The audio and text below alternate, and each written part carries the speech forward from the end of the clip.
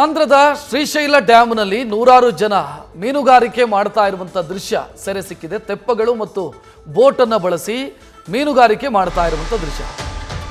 ಲಿಂಗಲಗಟ್ಟು ಪ್ರದೇಶದಲ್ಲಿ ನೂರಾರು ಜನ ಮೀನುಗಾರಿಕೆಯಲ್ಲಿ ತೊಡಗಿದ್ದಾರೆ.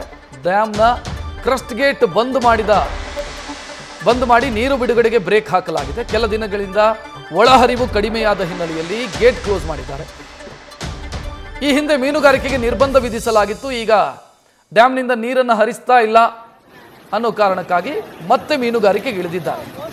ನೀರಿನ ಒಳ ಹಾಗೂ ಹೊರಹರಿವು ಹೆಚ್ಚಾಗಿದ್ದ ಹಿನ್ನೆಲೆಯಲ್ಲಿ ಮೀನುಗಾರಿಕೆಗೆ ನಿರ್ಬಂಧ ವಿಧಿಸಲಾಗಿತ್ತು. ಇವತ್ತು ಡ್ಯಾಮ್ ಕ್ಲೋಸ್ ಮಾಡಿದ್ದಾರೆ. ಅಂದರೆ ಡ್ಯಾಮ್ನಿಂದ ಹರಿಸಲಾಗ್ತಾ ಇದ್ದಂಥ ಭಾರೀ ಪ್ರಮಾಣದ ನೀರನ್ನು ನಿಲ್ಲಿಸಲಾಗಿದೆ. ಇದರ ಬೆನ್ನಿಗೆ ಮೀನುಗಾರಿಕೆಗೆ ತೆರಳುತ್ತಾ ಇರುವಂಥ ದೃಶ್ಯ ನೋಡ್ತಾ ಇದ್ದೀವಿ.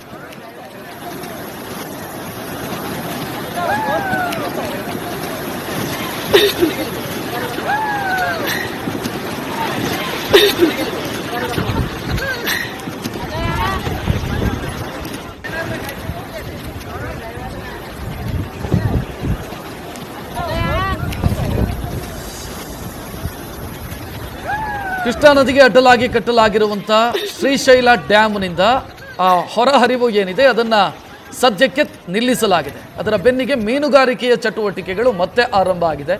ನೋಡ್ತಾ ಇದ್ದೀರಿ, ಡ್ಯಾಮ್ನಿಂದ ದೊಡ್ಡ ಪ್ರಮಾಣದಲ್ಲಿ ನೀರು ರಿಲೀಸ್ ಆಗ್ತಾ ಇತ್ತು. ಆ ಸಂದರ್ಭದಲ್ಲಿ ಮೀನುಗಾರಿಕೆಗೆ ನಿರ್ಬಂಧ ವಿಧಿಸಲಾಗಿತ್ತು. ಈಗ ಮತ್ತೆ ಮೀನುಗಾರರು ಮೀನುಗಾರಿಕೆಗೆ ಹೋಗ್ತಾ ಇರುವಂಥ ದೃಶ್ಯ ನೋಡ್ತಾ ಇದ್ದೀವಿ.